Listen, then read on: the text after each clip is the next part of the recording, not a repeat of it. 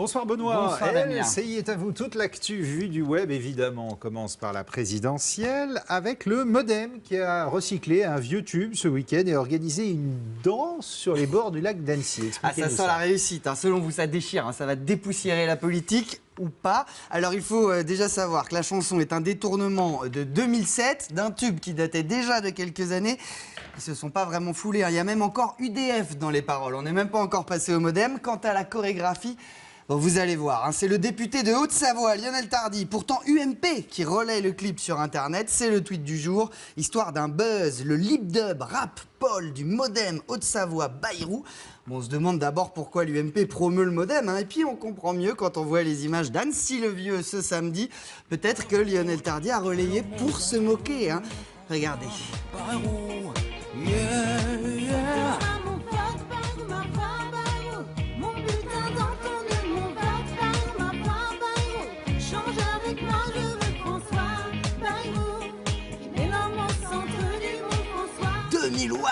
En surimpression. Ah oui, sur le clip. Ça déchire là. Ouais, il est mort de rire, Lionel Tardy, bien sûr. Il parle de poisson d'avril, mais non, c'en est pas un. C'est bien le clip des militants Modem autour du lac d'Annecy qui font ni plus ni moins qu'un Madison bien pépère. Ça reste très tranquille, bien centriste. Bon, voilà, on nous avait promis du trash sur Internet durant cette campagne. Ça reste finalement très sage. C'est pas un clip des années 80, non? Non, c'est bien ce week-end. D'accord, s'ils s'en sont à s'envoyer des images comme ça pour se réutiliser, et ben en tout cas ça promet. Puisqu'on est dans le surréaliste, saviez-vous qu'à Lille, certains appellent à voter pour Georges Pompidou? Non, c'est vrai? C'est vrai. Affiche à la pluie, évidemment, tout ça a surpris les passants. Pompidou 2012, ça fait rêver. Et ce slogan, ni trop tard, ni trop tôt, les premiers Lillois qui sont tombés là-dessus. Ah, mais c'est le vrai Pompidou, c'est les pas vraies un photos. héritier Non, c'est le président Pompidou pourrait faire son comeback. Quelques photos comme ça qui circulaient sur Internet. Et puis les journaux locaux ont mené leur petite enquête. Ils ont appris que c'était un collectif d'artistes qui se mobilisaient ainsi autour de Pompidou. Des artistes que notre équipe de Lille a rencontrés alors qu'ils passent à la vitesse supérieure, le tractage pour Pompidou sur les marchés. Un sujet de Sébastien Humbert et Raphaël Lisambard. Ni trop tôt, ni trop tard, Pompidou, maintenant. Ces images ne datent pas de 1969, mais bien de 2012. En fait, Pompidou est candidat avec affiche et slogan. Un côté absurde, oui, tout est, par rapport à Hollande ou à d'autres. La campagne bat son plein et Pompidou 2012 a même ses militants. Un collectif d'artistes qui veulent s'exprimer et t'outiller comme pour les vrais partis, affiches donc, mais aussi tracts, badges et même distribution sur les marchés. C'est le candidat devant tous les autres qui risque de gagner, si vous me faites confiance. Une époque où finalement on a des politiques souveraines qui dépendent d'agences de notation avec des A, des double A, des triple A. Pompidou, pas de mauvaise surprise puisqu'il n'y a pas de A dans son nom. Pompidou est toujours Pompidou, il est constant, voilà. On me dit pourquoi Pompidou, ça peut être aussi on a connu des élus qui ont fait voter des morts. Donc finalement, on inverse la tendance. Et côté électeur, Pompidou fait sourire et rappelle le bon vieux temps. C'était le bon temps, on était jeunes. Un peu de légèreté, un peu de bonne humeur et un peu de réflexion. Pompidou sera-t-il au second tour? Peut-être pas, mais pas grave. En tout cas, il se représentera dans 5 ans avec la même affiche. Vous savez qu'il y a toujours eu ça dans les campagnes. Il y avait Lop, il y avait comme ça des gars sortis de nulle part. Lui, il n'a rien demandé. Il a rien demandé. Mesdames, messieurs, votez René Coty. Voilà, un avenir pour la France. Autre trouvaille étrange en marge de cette campagne, le mime par-dessus les discours politiques. C'est Guy Birenbaum d'Europe 1 qui a trouvé ces étranges vidéos postées ce week-end. C'est un acteur de Plus belle la vie. Attends, après on fouille un peu. Jérémy Noam, il interprète Léandro dans la série, pour ceux qui connaissent. Eh bien, ce week-end, une sorte de pétage de plomb. Il reprend des discours célèbres des candidats. Il hésite un peu. On a vu les vidéos qui avaient été supprimées puis remises. Il interprète chacun des candidats en longueur. Nous, on vous a compilé les 4 pour vous donner une idée, un aperçu, quoi. Un petit best-of, regardez. On a dit que le président sortant était un président bling-bling. Je vous demande de bien vouloir excuser mon retard, qui est dû à la longueur du dialogue que je viens d'avoir avec M. Poutine. Encore des mots, toujours des mots, les mêmes mots, rien que des mots. Avec moi, vous parler de choses sérieuses. Dignitas et gravitas, hein, la maxime romaine. Mais je crois à l'intelligence des Français, je crois à leur lucidité. Qu'est-ce que vous préférez que je réponde aux questions? Jean-Pierre Raffarin a donné son corps en obstacle. Ça a suffi.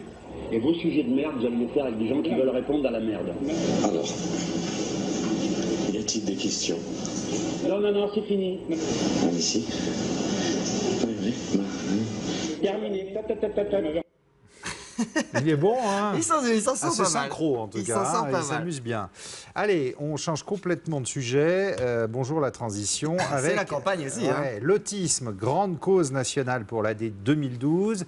Et ce lundi est la journée de sensibilisation au public à ces troubles du développement. Démarche qui s'est bien sûr déclinée sur le web. Bien sûr, des clips, des tweets avec un mot-clé autisme 2012 qui ont occupé les réseaux sociaux aujourd'hui, car les Français sous-estiment l'ampleur de cette maladie qui touche plusieurs centaines de milliers de personnes dans notre pays, 2 millions si on élargit à leurs proches. Alors ils se sont associés pour réclamer une meilleure prise en charge de cette maladie, notamment en s'adressant directement aux candidats à l'élection présidentielle, puisque c'est ce que permet aujourd'hui Internet. Regardez ce sujet d'Emmanuel Raoul. Je veux que vous m'entendez ma voix. Autiste, Samy interpelle les candidats à l'élection présidentielle au nom des quelques 600 000 autistes français et leurs proches, soit 2 millions de personnes. Un appel que les internautes sont invités à relayer via Twitter en s'adressant directement aux candidats avec cette question: ces 2 millions d'électeurs, vous avez prévu quoi pour eux? Il faudrait voter. Il est où le... Il est là-bas le bulletin? Avec une série de spots TV et web mettant en scène des autistes dans des bureaux de vote, l'association Vaincre l'autisme entend dénoncer l'exclusion de ces malades dans la société. Là où 40 millions d'euros sont consacrés chaque année à la lutte contre la maladie d'Alzheimer, le plan autisme a lui un budget de 2,5 millions d'euros. La France accuse un sérieux retard dans la prise en charge de ces troubles du développement. À peine 20% des enfants autistes sont scolarisés, contre 100% en Italie. Un tiers des médecins ne sauraient pas dépister cette maladie et les traitements sont très souvent inadaptés, comme le raconte Katia, devenue bibliothécaire malgré un autisme diagnostiqué à 26 ans. J'ai été hospitalisée, j'ai été mise en psychiatrie, j'ai été surmédicamentée avec des neuroleptiques qui ne me convenaient pas. J'ai eu des diagnostics erronés pendant 11 années. 85% des Français sous-estiment le nombre d'autistes dans le pays et très peu donnent pour cette cause. Les associations espèrent que cette année 2012 verra les autistes sortir de leur isolement. Qu'est-ce qu'ils demandent aux candidats? De l'argent? Oui, et puis de la sensibilisation, que les médecins sachent identifier ces troubles. Pour l'instant, ils n'en sont pas vraiment capables. Gros retard français, on l'a vu. Toutes les autres vidéos qui vous ont fait cliquer, c'est le Zapnet. Thibaut Vézirian.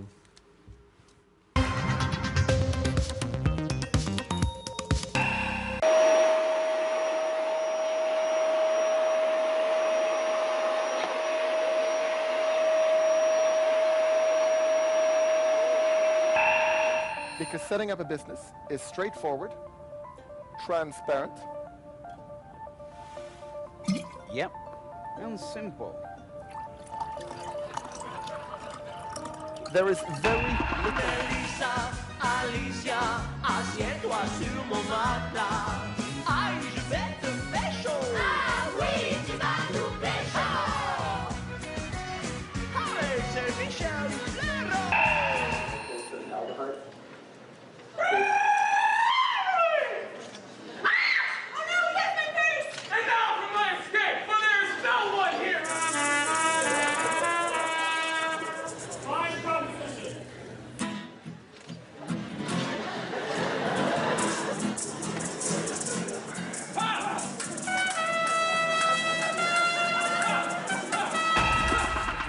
Are you ready? We go 3, 2, 1, pull it. Nice job. Oh, beautiful, beautiful. Nice job, buddy. You did it. All right, you better try it. Ready? All right. So, how about one for nice job? Ready? All right, here we go. Oh, that is... J'adore le prof stoïque à l'université américaine qui ne sait plus quoi faire avec Zorro. Merci Benoît. À demain. On déborde dans un instant le journal sur LCI. À tout de suite.